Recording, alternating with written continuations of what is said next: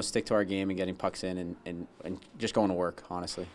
Just going to work. That's Maine hockey's approach as they try to iron out some wrinkles. On Friday night, the Black Bears rolled to a 7-0 thumping over Hockey East opponent Vermont.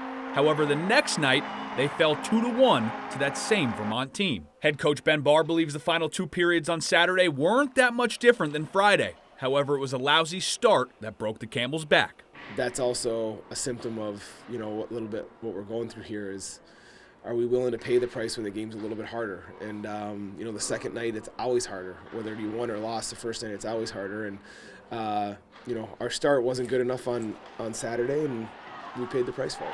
These second night woes becoming a theme for the Black Bears, as just 2 weekends ago down in Amherst, they fell to the Minutemen 4-0 after just rolling to a 6-2 victory the night before. I think a lot of it right now as well is not necessarily physical. I think this team, you see it this past Friday and then Thursday the week before, we have so much potential, we have so much skill on this team, but there's almost a mental aspect to it. And so even away from the rink, working on a lot of the mental skills that we talked about with our sports psychologist, that's kind of what's going to help us get to that next level. Luckily for Maine, there might not be a better opportunity to solve these problems than a weekend trip to Conti Forum, a place where the Black Bears already have some demons they're looking to exercise. Just last season, Maine had number 2 Boston College on the ropes before the Eagles scored 3 goals in the final 10 minutes to come back and win, followed by a 3-0 loss on night 2. Obviously, that first game, especially last year down in BC, was disappointing, just kind of the way we blew it at the end there.